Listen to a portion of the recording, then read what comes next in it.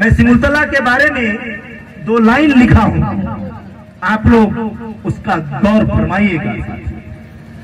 सिमुलतला के बारे में 2 लाइन। सिमुलतला कबहू न छोड़िए, सिमुलतला कबहू न छोड़िए, जहां विवेकानंद का धाम।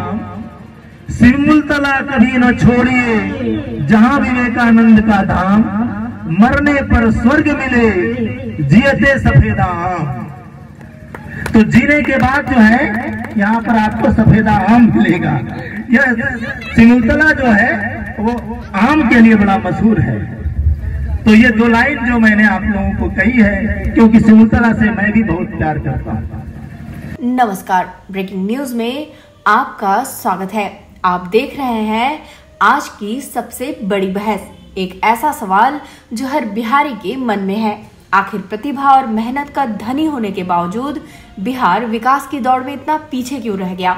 ये सवाल आज और भी बड़ा हो गया है जब जनसुराज के नेता और दिल्ली यूनिवर्सिटी के प्रोफेसर केदार मंडल ने जमुई की धरती से सीधे सीधे बिहार के नेतृत्व पर अब तक का सबसे बड़ा हमला बोला है। देखिए हमारी ये खास रिपोर्ट। तस्वीरें जमुई जिले के सिमुलतला इलाके की है, जहां जनसुराज के नेता प्रोफेसर केदार मंडल के इस हुंकार ने बिहार की सियासत में हलचल मचा दी है।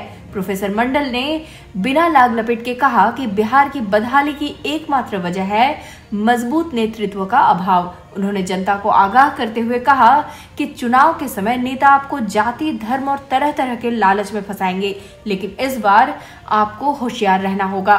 चुनाव के समय आपको मुर्गा और कुछ रुपयों का लालच दिया जाएगा, लेकिन याद रखना आपकी एक छोटी सी गलती, आपका एक गलत वोट सिर्फ आपका नहीं, आपके बच्चे का भविष्य भी अंधकार में धकेल देगा। ये वोट आपके भविष्य का फैसला करेगा। प्रशांत किशोर का संदेश दोहराते हुए प्रोफेसर मंडल ने गुजरात, महाराष्ट्र और पंजाब जैसे राज्यों का उदाहरण दिया। उन्होंने सवाल उठाया कि जब देश एक साथ आजाद हुआ तो वो राज्य तरक्की कर गए और हम बिहारी क्यों पीछे रह गए। प्रोफेसर मंडल आगे कहते हैं कि आज शर्म आती है जब दूसरे राज्यों में बिहारी शब्द को गाली की तरह इस्तेमाल किया जाता है। इस विचारधारा को, इस पहचान को सिर्फ और सिर्फ एक मजबूत और ईमानदार नेतृत्व ही बदल सकता है। ये लड़ाई आपके सम्मान की है। इस कार्यक्रम में जनसुराज के कई स्थानीय नेता और बड़ी संख्या में ग्रामीण शामिल हुए, जो बिहार में बदलाव की इस लहर का हिस्सा बनने को तैयार दिखे। तो जमुई से उठी यह आवाज साफ इशारा कर रही है कि बिहार की राजनीति में अब विकास और नेतृत्व का मुद्दा सबसे ऊपर रहने वाला है। प्रोफेसर मंडल ने सीधे तौर पर दशकों से चली आ रही वोट बैंक की राजनीति पर प्रहार किया है। कार्यक्रम की अध्यक्षता जनसुराज के प्रखंड अध्यक्ष मोहम्मद सत्तार अंसारी ने किया। सवाल ये है कि क्या बिहार की जनता इस बार जाति धर्म से ऊपर उठकर अपने भविष्य के लिए वोट करेगी? क्या केदार मंडल और प्रशांत किशोर की ये मुहिम जमीन पर कोई बड़ा बदलाव ला पाएगी? इस खबर पर हमारी नजर बनी रहेगी। देखते रहिए ब्रेकिंग न्यूज।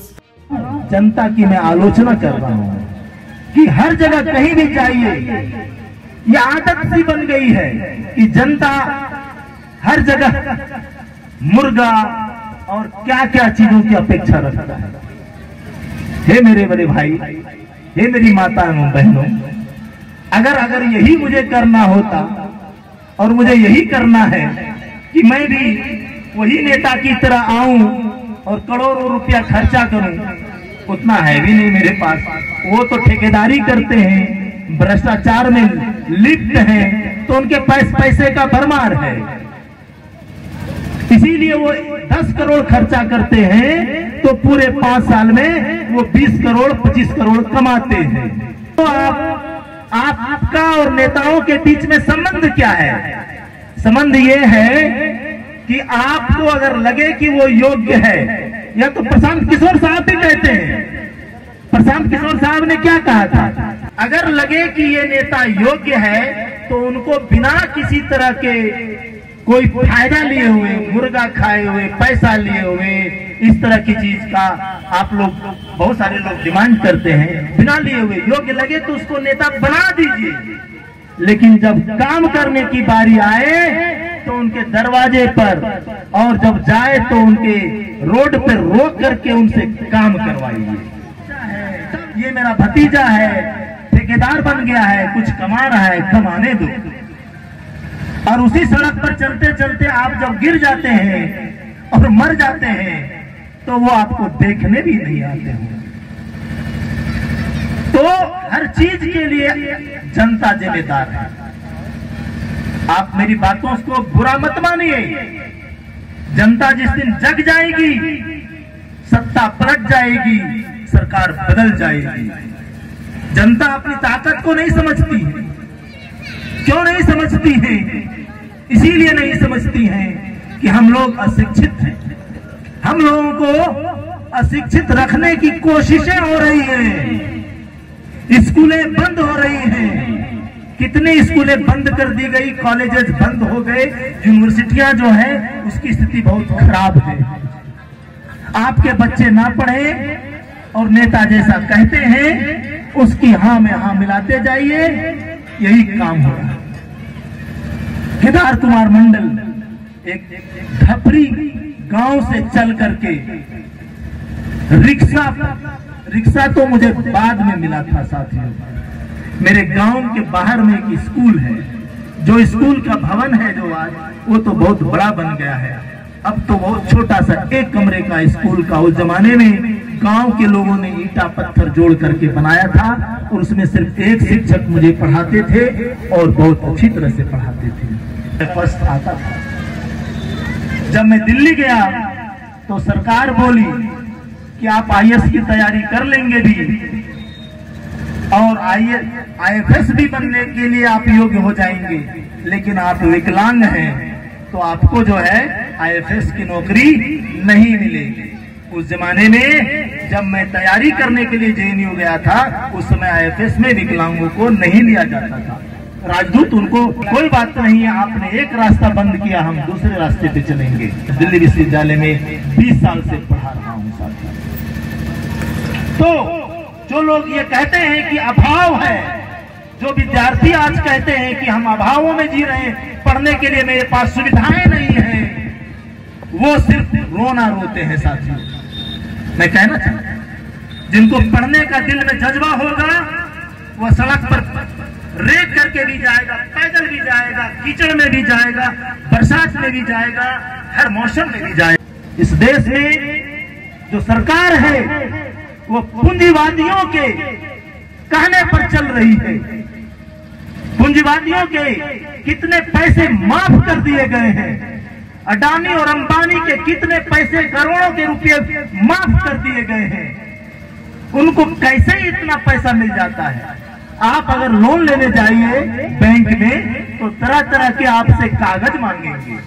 हमारे जैसे भी लोग जाते हैं, अगर हम कहें कि 50 करोड़ मुझे लोन दो तो नहीं देगा, लेकिन अंबानी और अडानी जब जाएगा तो उनको करोड़ों और अरबों रुपए का लोन बिना कुछ कागज देखे मिल जाता है और वह लोन को खा करके इस देश से भाग जाता है। कई लोग भाग गए हैं इस देश को छोड़कर। ये तो खुदे चलता है और क्या क्या आदमियों इसके पास नहीं है, पैदले चलता है। आएंगे और बड़ी बड़ी गाड़ियों से उतरेंगे तो आप उनको नेता मानते हैं, कहते हैं ये दबंग है। तो आप लोगों की ये जो दिमाग में जो बैठ गया है ना, जो बात, यहाँ एक चिप होता है जाफरी, कंप्यूटर में भी एक चिप होता है, उसी से कंप्यूटर चलता है। तो आपके दिमाग में जो बैठ गया है कि नेता को दबंग होना चाहिए, तो आपके पास तो जब वोट देने आएंगे, लेने आएंगे, तो वो तो एकदम बिल्कुल झुक के प्रणाम करेंगे, जरूरत पड़ी तो लेट के भी प्रणाम करेंगे। लेकिन जब वो जीत जाएंगे तब वो असली दबंगई दिखाएंगे आप लोगों को। तो फिर वो देखने भी नहीं आएंगे आपको, मिलने भी नहीं आएंगे आपको, और आपकी समस्या तो बहुत दूर है। लेकिन इस देश में हो क्या रहा है? फिरका परस्ती ताकतें अपने अपने ढंग से इस देश की व्याख्या कर रहे हैं, कह रहे हैं आज चुनाव दरवाजे पर है, 3 महीने के बाद चुनाव होने वाला है और आज मतदान और वोटर लिस्ट का काम हो रहा है। लोग डर से गए हैं, उनको कौन बताए, लेकिन यह भय का दोहन हो रहा है, सरकार कर रही है, डरा रही है, यह गलत हो रहा है। यही बातें अगर करनी थी तो बहुत पहले हो जानी चाहिए थी। चुनाव जब सर पर हो तो कितने लोग का सही काम होगा और कितने लोग सही उसमें जुड़ पाएंगे, कितने लोग जुड़ नहीं पाएंगे, यह एक खतरा तो रहेगा। सरकार कह रही है कि हम सबको जोड़ेंगे, ठीक है, हम भी इस बात को मानते हैं, लेकिन हम लोगों को इस बात के लिए सजग रहना पड़ेगा और अपने अपने नामों को वोटर लिस्ट में डलवाने का काम करना पड़ेगा। नियम